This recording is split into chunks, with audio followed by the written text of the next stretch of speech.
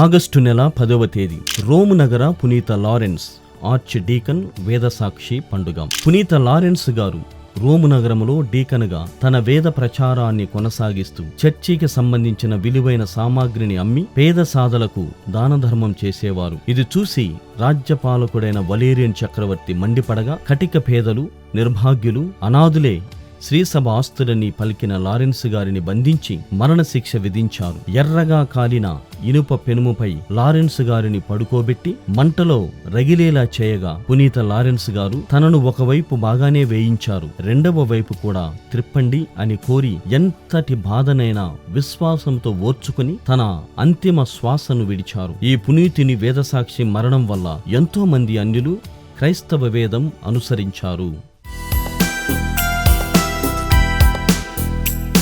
పునీత లారెన్సు గారా మా కొరకు ప్రార్థించండి.